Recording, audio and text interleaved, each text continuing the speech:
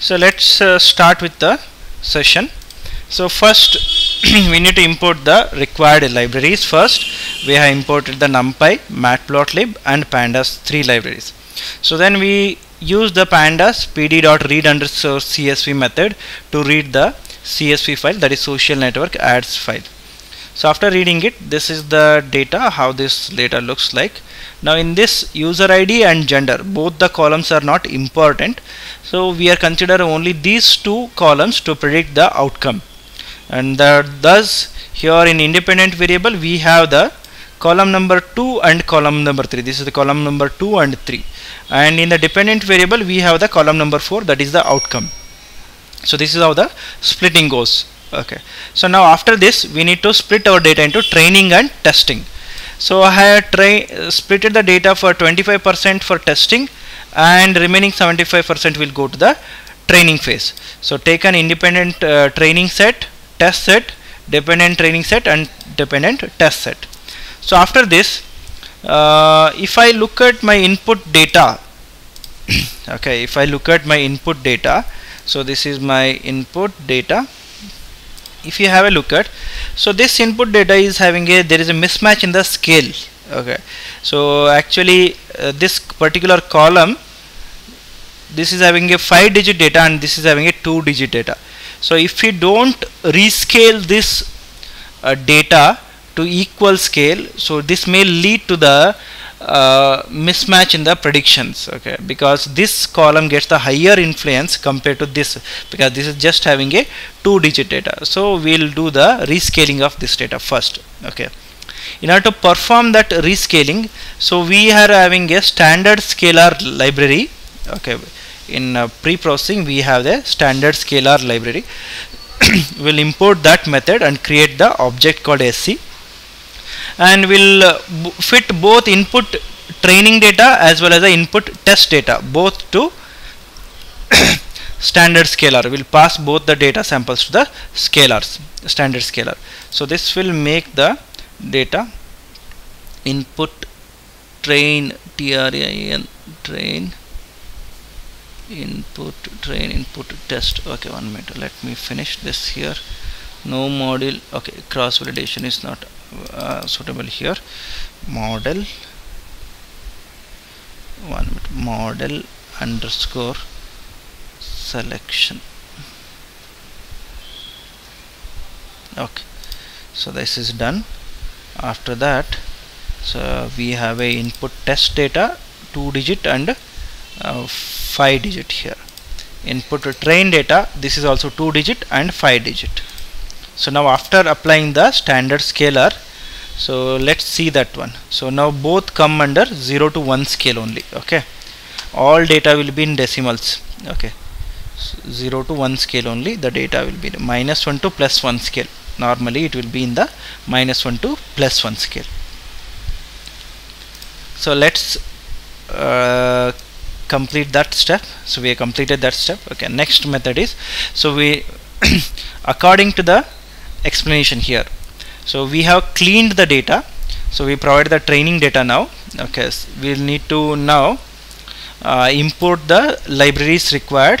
Okay, so that is, we are going to import the from sklearn.neighbors, import the k nearest neighbor classifier. This is the function which will be useful for the finding the KNN classification. Once this is done, so we are going to so here define what is the number of nearest neighbors. Okay, there are totally 5 nearest numbers are required, and which kind of distance measuring formula you are going to use it. So here we mentioned Minkowski method in that now, so import this classification and then we'll apply this fit method for the input training data and as well as for the output data. So let's apply it. So we have done that part. Okay, so after this, next data is to train it. There is no like testing, directly it will go for the testing. Okay, so now apply the test method. 1 minute.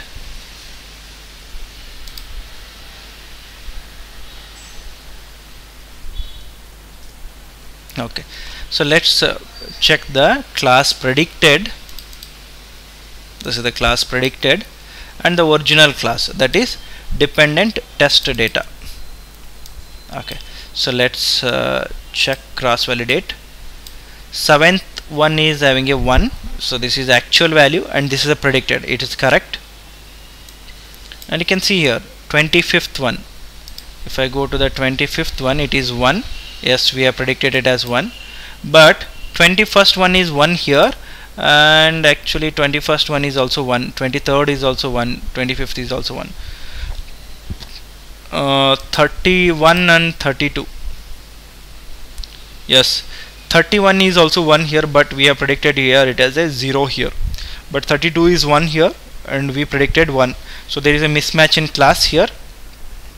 In order to understand this, how many classes we predicted correctly and how many classes we predicted wrong, so we can plot the something called as confusion matrix. Okay, we can use the confusion matrix to identify how many, to understand the accuracy of this model. So we can import the library called as confusion matrix, and we can calculate the confusion matrix of the predicted result with the actual result, these two. So let's see that one. Okay, so let's print the confusion matrix CM.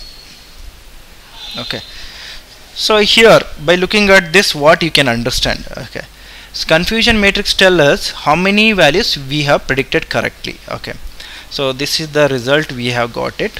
So let me take this one and put it here in Paint. I'm going to create a new file. Don't save this.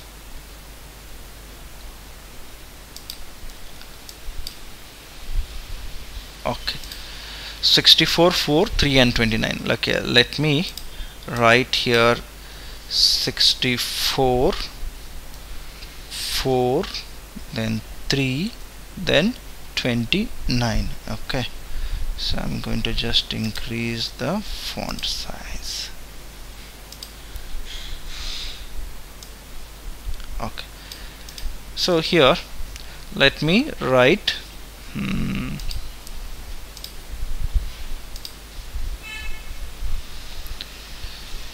0, 1, 0, 1.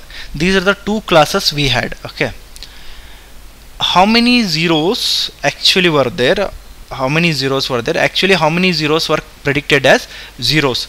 There are 64 values, which are total number of samples are, if you look at in a DP test, we have total 99 samples. 0 to 99 means total 100 samples are available. Okay, in out of 100 samples, zeros predicted as zeros are 64. Okay, zeros predicted as 1 is 3. We have predicted 3 as a 3 wrong results here. Okay, then 1 predicted as zeros, 4 wrong results are there. 1 predicted as 1, 29 values are there. Total 31 ones, total 31 ones are there, which are predicted. In that 29 are correct, 4 are wrong. Total 67 zeros are there. In that 64 are predicted as zeros only, and 3 are predicted as 1. This is what it means. Okay, so now we can write 64 plus 29, okay, divided by 100 as the accuracy. Okay, so if I do that here, 64 plus 29, okay, so it is 93. 93 divided by 100 means 93% only. That is the accuracy of this model. So that means 93% of the classes has been predicted correctly. So it's a 93% is a very good accuracy.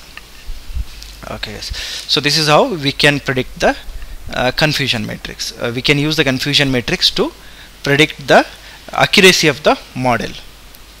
Okay, so here I'm stopping this. So again, in the next class we will continue again the further discussion what are the other aspects of this confusion matrix and all. Okay.